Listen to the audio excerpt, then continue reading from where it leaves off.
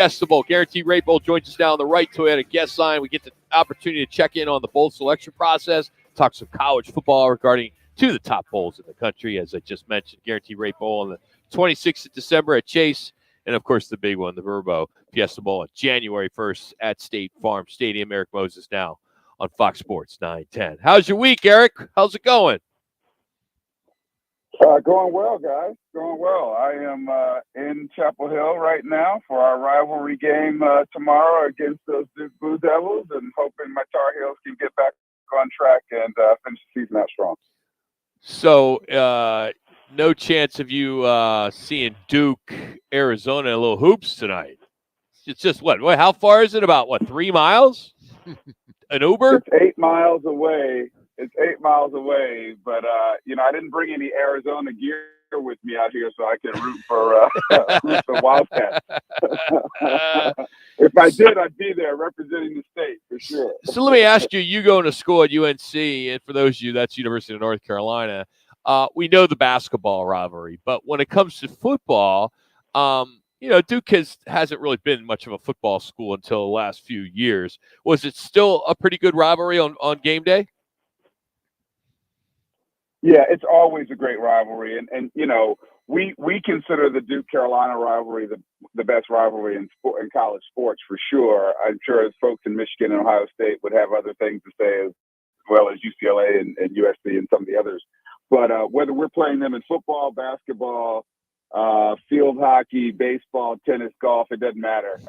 There is a lot of enmity between these two schools because we're 8 miles apart, and because people like me go to one school for undergrad and the other school for graduate school, and it happens all the time. And so, it's a great rivalry, and I expect a really tough game tomorrow night. Hey, just curious if you heard the news with Jim Harbaugh being suspended till the end of the season, not the end of the year. He is not going to be able to be on the game day on the sidelines on game day. Can coach during the week, but he's going to be out as far as the actual games are concerned. Just want to get your thoughts, and if you feel that's enough teeth into the punishment for what happened. Yeah, it's interesting. I was at the Big Ten offices a couple of days ago up in Chicago for a board meeting, and had some conversations there with various folks. And it's interesting given the rules that are on the books for the NCAA as it relates to in-person scouting and advanced scouting. To many of us who are just fans, sending somebody to see your future opponents play and taking note of what they do and all that sounds just like scouting. Sure. Right. And so, but there are rules about this stuff. And I think what folks are considering is that they broke the rules and there needs to be some punishment. I'm a person of the mind that thinks that adults who do things that break rules can be punished, but we should do all that we can not to punish the kids. And so I want the student athletes to be able to play and to benefit from how they play. And so, I don't know, I guess where this is ending up right now seems like the better way to do it than to punish the kids. And we wholeheartedly agree too, Erica. We were talking about this during the week and just say, hey, look, as long as it doesn't affect the kids. I mean, and think about it. Pretty much the head coach has turning a lot of this stuff over to the coordinators anyway, and I know he's involved a little bit in play calling, but not completely. But to this point, you're right. As long as the kids aren't involved, they've taken care of this. Let's move on. Let's put it behind us. Let's just not make sure any of your staff members get dressed like another opponent on a sideline, and that something is learned from all this, I hope. Yeah, I hope so too. I mean, there's so much at stake these days with respect to coaches, players, teams, institutions, conferences, with the outcome of these games, that it would be naive of us to think that people aren't going to bend the rules and often break the rules in order to get an advantage. And so I think college football, the Big Ten, college football in general, which now, as you guys know, has a new leader starting at the CFB towards the end of the year, Lieutenant General Richard Clark. I think they'll have to get their arms around this to figure out what's best for the enterprise and what's best for college football in the long run. CEO Erik Moses joining us here, Rockin' Minucci today. We're live at Wright Toyota. Let's talk about this Michigan-Penn State game. It's the big one. It'll be on 10 o'clock here locally. Do you feel that what we're seeing off the field with all the press, that this could affect these kids going into State College? I don't. I mean, this may be Harbaugh's most talented team, and we saw a great team last year at the Verbo Fiesta Bowl.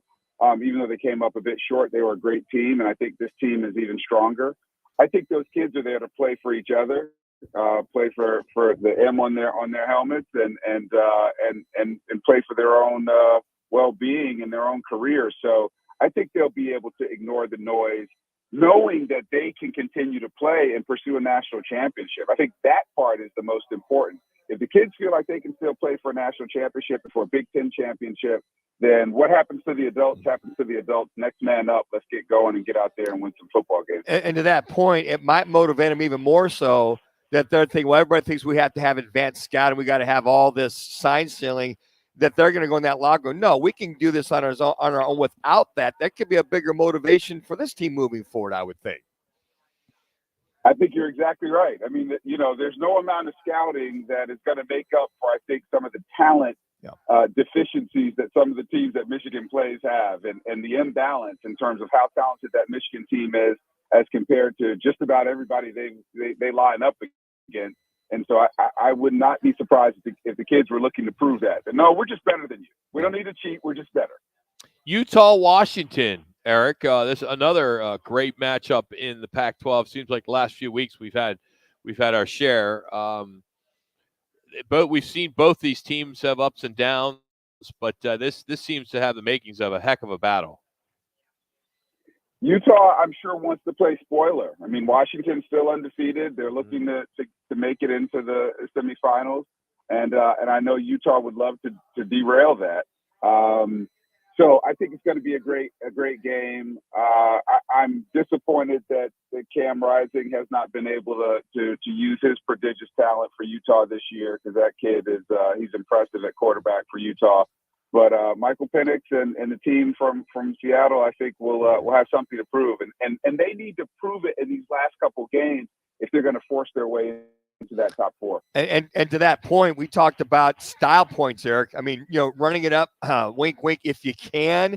Not that the committee looks at that, but I think they do. So if Washington can hold USC's offense, beat them, let's say 35-15 or 20, whatever, that's got to weigh a big factor, because right now I think Washington's leaking a little oil, and here's USC. Talk about a spoiler opportunity for them.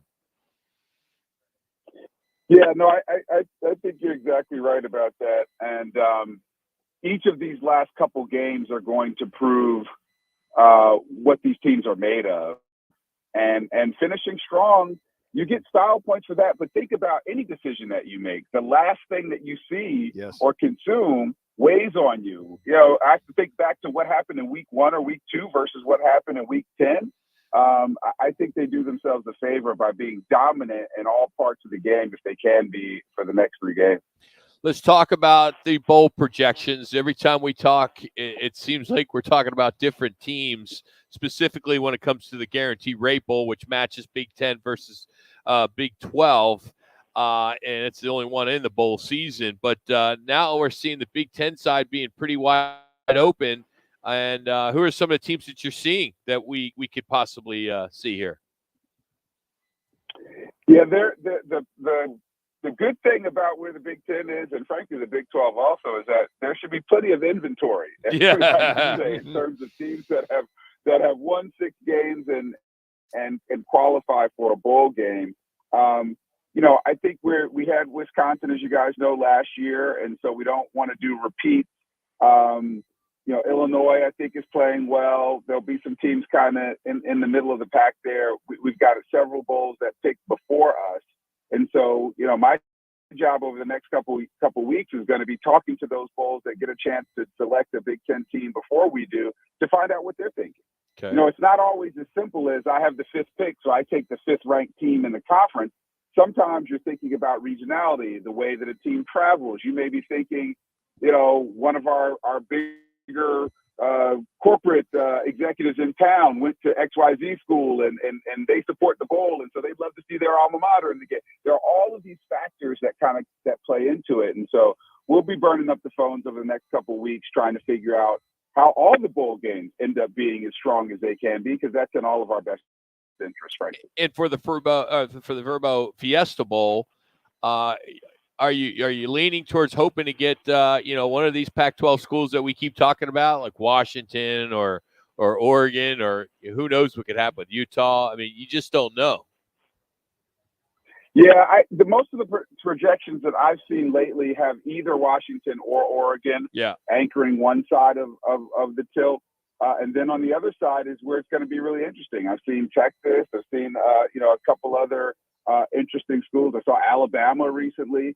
And so we're just hoping for the best possible matchup that we can highlight Arizona, highlight the Valley, and show people the way that we put on the top flight bowl game in the country, regardless of whether we're a playoff game this year or not. I would love to see another Pac-12 SEC matchup. But before you were here many years ago, the BCS, the Oregon-Auburn game was off the charts. I think there were 30,000 people outside Westgate just hanging out because they couldn't get tickets. Tickets were going for what, and I know a lot of people aren't big fans of the SEC, but man, marquee matchup, man? Do they bring in the people, man? Jeez. Well, they do, and especially if it's a game that they think is 2 minutes. The good and the bad about getting an SEC team is they think they should be playing for a national championship every year, and so if they fall short of that very, very high standard, sometimes it can be challenging to get their fans motivated to travel for a bowl game. We're hoping that's not the case. We're hoping that the great sunshine and everything that we have to offer in the desert is going to be appealing to them. And to your point, if an Oregon or a Washington plays, say, an Alabama or an Ole Miss or a team like that, that's a hell of a good game. Mm-hmm. And that's a game that people should want to come out and see and to experience. Hey, by the way, thank you for your condolences for my K-State Cats. I thought we might have had that one against Texas, but that would have upset the apple cart a little bit if they could have made, number one, gone for the field goal, and then number two, got that touchdown at the end of the game. But I really appreciate you thinking about me, Eric, and bringing that purple pride to the forefront. That really hit me right in the heart, man. Well, I knew how you were feeling, having suffered those kinds of defeats myself with my team. So I thought I'd let you know I was thinking about you. And they still can end up doing really well this year and certainly making it to a challenging bowl game. And on top of that, the K-State game, I mean, that could be ramifications for maybe, I don't know, the Verbo or it's just there's some stuff that could affect the Phoenix area right there with those two schools. Yeah, Kansas is looking great. And again, rivalry games, and this is the thing that we've talked about before, guys, having coming off Bedlam last weekend and knowing that those teams may not play that rivalry game moving into the future because of conference realignment or what have you. We just got to cling to these rivalry games because they've meant so much for so long and they mean so much to the history and the tradition of college football that I think we can never underestimate what those competitions are going to be like and how they're going to feel and make us feel. Hey, do me a favor on your way back after Tobacco Road, the Duke UNC. Can you bring back some Bojangles and some sweet tea? Bojangles and some sweet tea. I will do it. Safe travels. Enjoy the game, buddy. Appreciate the time on the road. Thank you, gentlemen. Talk to you soon. Eric Moses live out there in Carolina. Bojangles, really good place that they serve like chicken and biscuits and it's like a Hardee's, Carl's Jr. Okay, a little bit better. And all they do out there, because my family lives in Charlotte area and in a place called TGK, which is South Carolina, is